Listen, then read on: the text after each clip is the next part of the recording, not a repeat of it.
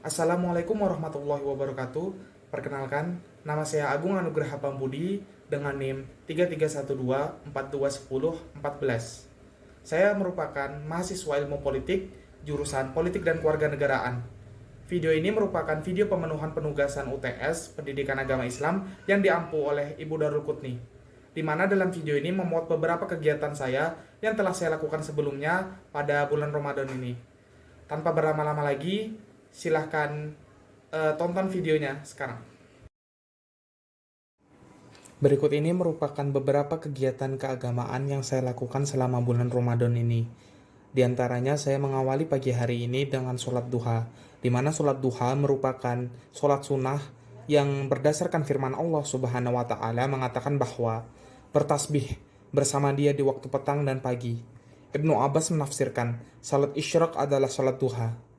Bukhari dan Muslim juga meriwayatkan hadis dari Abu Hurairah yang menyatakan bahwa Rasulullah pernah berwasiat 3 hal kepadaku: puasa 3 hari dalam setiap bulan, sholat duha 2 rakaat, dan witir sebelum tidur. Sholat duha memiliki banyak sekali manfaat, di antaranya dibuatkannya pintu khusus di surga nanti. Dari Abu Hurairah radhiyallahu anhu, Rasulullah Shallallahu alaihi wasallam pernah bersabda, sesungguhnya di surga ada salah satu pintu yang dinamakan pintu duha. Bila datang hari kiamat, malaikat penjaga surga akan memanggil, "Hei, mana ia yang melazimkan sholat duha?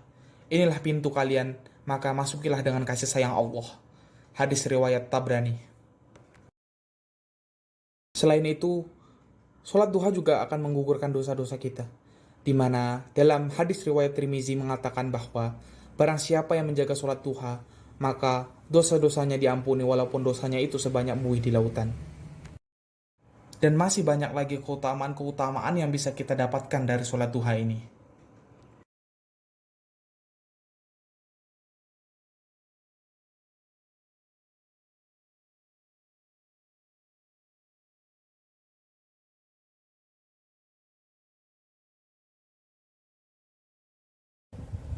A'udzu billahi minasyaitonir rajim. Bismillahirrahmanirrahim. Tabarakalladzi biyadihil mulku wa huwa ala kulli syai'in qadir. Allazi khalaqal mauta wal hayata liyabluwakum ayyukum ahsanu amala wa huwal azizul ghafur. Al-Quran adalah firman Allah yang diturunkan kepada Nabi Muhammad SAW yang dapat menjadi sarana ibadah dengan membacanya. Banyak sekali keutamaan yang bisa kita dapatkan ketika kita membaca Al-Quran. Di antaranya, Al-Quran akan menjadi syafaat atau penolong di hari kiamat untuk para pembacanya. Dari Abu Amamah radhiyallahu an, aku mendengar Rasulullah SAW bersabda, "Bacalah Al-Quran, karena sesungguhnya ia akan menjadi syafaat bagi para pembacanya di hari kiamat." Hadis riwayat Muslim. Al-Quran juga dapat meningkatkan derajat kita di mata Allah Subhanahu wa Ta'ala. Dari Umar bin Khattab radhiyallahu an, Rasulullah Shallallahu alaihi wasallam bersabda, sesungguhnya Allah Subhanahu wa Ta'ala akan mengangkat derajat suatu kaum dengan kitab ini, Al-Quran. Dengannya pula Allah akan merendahkan kaum yang lain.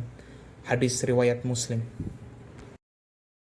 Pernahkah teman-teman merasakan rasa nyaman, tentram, dan semua beban terasa hilang setelah membaca Al-Quran? Ya, sesuai dengan firman Allah dalam Al-Quran, tepatnya pada surat Al-Isra ayat 82 menyatakan bahwa, dan kami turunkan dari Al-Quran suatu yang jadi penawar dan rahmat bagi orang-orang yang beriman, dan Al-Quran itu tidaklah menambah kepada orang-orang yang zalim selain kerugian. Shadaqallahul azim.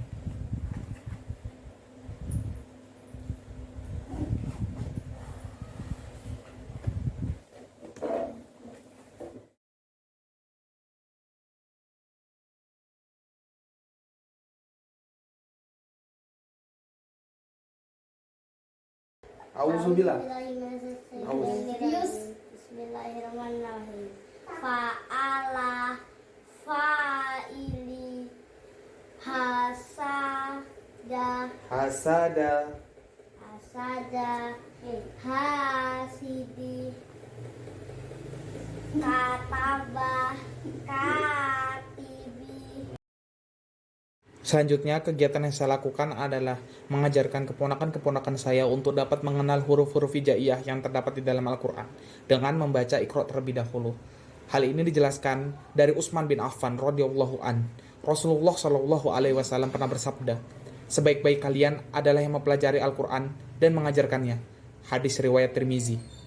Sebagaimana pula yang diriwayatkan dalam hadis riwayat Al-Bukhari dari Utsman bin Affan.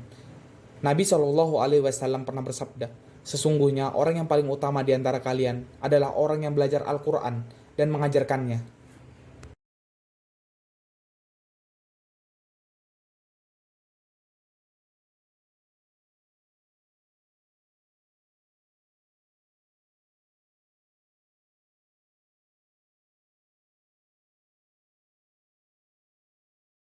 Kemudian hal yang saya lakukan selanjutnya adalah membersihkan musola di area sekolah dasar di sekitar kampung saya, di mana dari Aisyah radhiyallahu anha ia berkata, Rasulullah Shallallahu alaihi wasallam memerintahkan untuk membangun masjid di perkampungan, membersihkan dan memberikannya wangian. Hadis riwayat Ahmad.